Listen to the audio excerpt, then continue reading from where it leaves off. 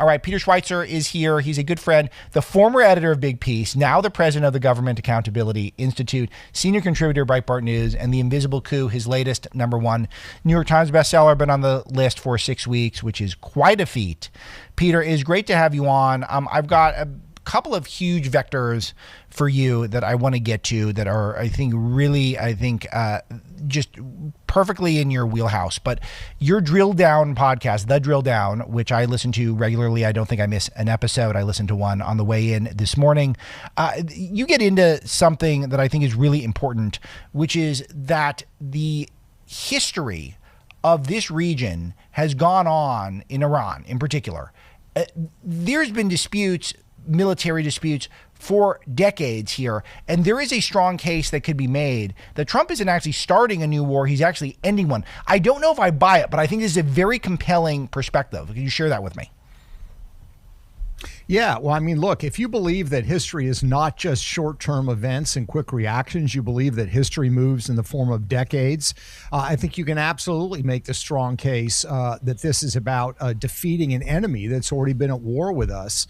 It's not just that Iran chants death to America. I mean, literally, they have tried to assassinate American presidents, secretaries of state, and they've certainly killed American soldiers in the field around the world. So I think it all depends on your view of history. If you think history just moves in little dots that are closely aligned, you're not seeing this. But I think absolutely this is attempting to end a war. And it goes to the heart of the question of what is the problem in the Middle East. We are past the period of time where the Saudis and the Israelis, for example, are at each other's throats. They're not anymore. They don't agree on everything. They're going to have their disagreements, but it's not this death struggle. The death struggle in the Middle East is almost overwhelmingly and completely being fueled by Iran. If you eliminate that, you have the prospect of the Gulf states and Israel not agreeing on everything, but actually getting along, and the Middle East actually being a potentially stable region.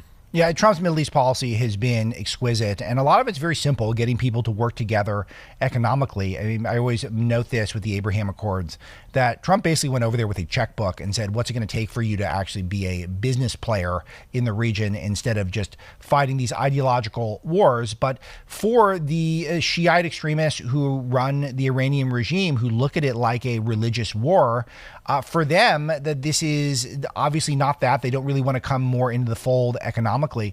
But it seems like much of the rest of the region is on board with Trump's ideals. The Saudis come to mind, the UAE comes to mind, Qatar comes to mind. And so it looks like Iran has basically no allies in the region. Russia and China might be exceptions. We'll get to that momentarily. But speak to the remaking of the Middle East. The fact that under the Trump doctrine, whatever that may be, the Middle East is now kind of starting to move away from this religious extremism to some degree and move towards just commerce. Yeah. Look at the state actors in the Middle East: UAE, Kuwait, Saudi Arabia, Israel, Egypt. They are interested in commerce. They are interested in cooperation and getting along. The instability is overwhelmingly caused by Iranian-backed proxies. The Houthis, for example, or Hezbollah or Hamas. These movements require, by necessity, external sponsors, and that has been Iran, sometimes acting as the go-between for other outside actors like the Russians and the Chinese. If you get rid of Iran as being the sort of linchpin of this extremism, those movements are going to fade away. They may not go completely away, but they will be shadows of their former selves. So the prospect here is very interesting. Imagine that you have sort of a choke point, and that choke point is Iran. And if you can squeeze and cut off that choke point, everything that extends after it, which would be these extremist movements, are now suddenly no longer going to have the necessity of what they need to get along. I think it's a brilliant strategy, and he may actually pull this off. All right. So one other thing that's really interesting going along with this theme is that Iran, I don't know if this is on purpose or not, but according to Azerbaijan, had droned parts of Azerbaijan. That's another Shia majority state. And Azerbaijan wants to work with Trump. Recall Trump forging the peace over there. And it just feels like Iran is losing allies potentially. I don't even understand this move. Maybe it was a mistake, maybe just because there's such disarray over there. Did you catch this one, and did you have a reaction to it? Yeah, I mean, what it speaks to me is their desperation. Right. This is not a rational strategic move that has some ultimate military goal. It's just lashing out.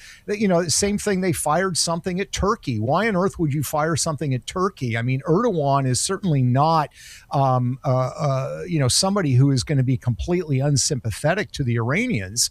But they're a NATO ally, and you're lobbing missiles at them. So to me, it speaks of the desperation with which Iran finds itself now. They are isolated.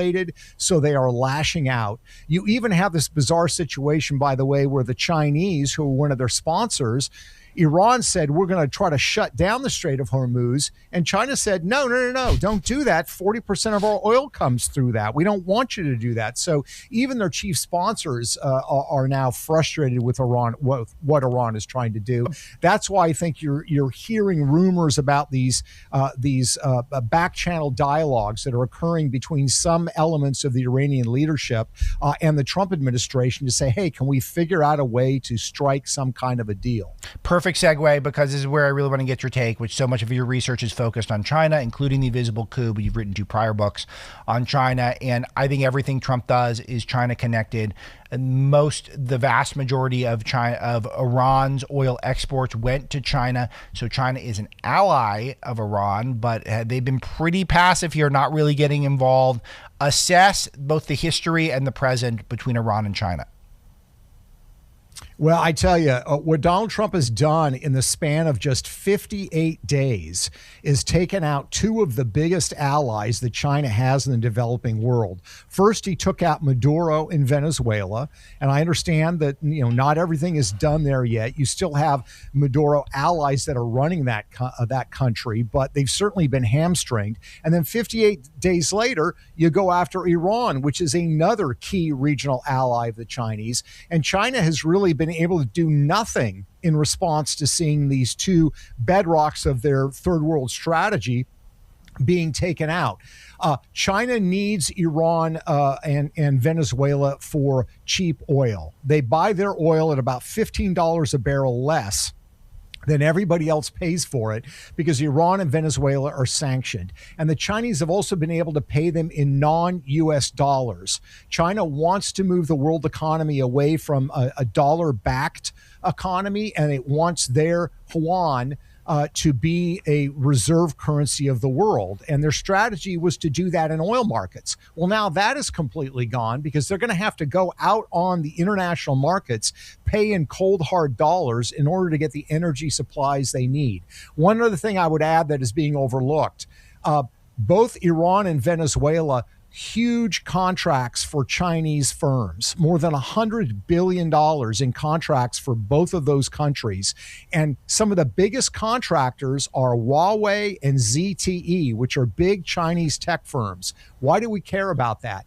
These tech firms are now going to be out of tens of billions of dollars in revenue. Those are the 2 tech firms that China is relying on to create the massive infrastructure they need to compete with us in artificial intelligence. So the ripple effects of what we are seeing with these actions by Trump in both Venezuela and in Iran, and its effect on China, we still have not been able to calculate everything that they're doing in this space. Fantastic points all around. China's leaders actually set their economic growth target below 5% for the first time in over 30 years. And we know why, because of this stuff, exactly what Peter laid out. All right, Peter, got a couple minutes left, and I was so excited about this. You recalled on the drill down also a blast from the past. We're calling this the Pottery Barn rule, where you break it, you bought it. This was the George Bush era, Condoleezza Rice era, where if we make any action in the Middle East, we got to see it through for the next couple decades.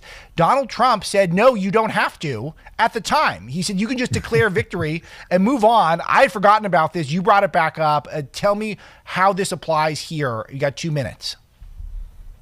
Yeah, well, look, this was a rule that I think was most publicly enunciated by Colin Powell. You saw some of it in the Clinton administration with Madeleine Albright, but that is the argument that if you go to war with somebody, your enemy, and you blow things up and destroy things, you have an obligation to pay for the reconstruction.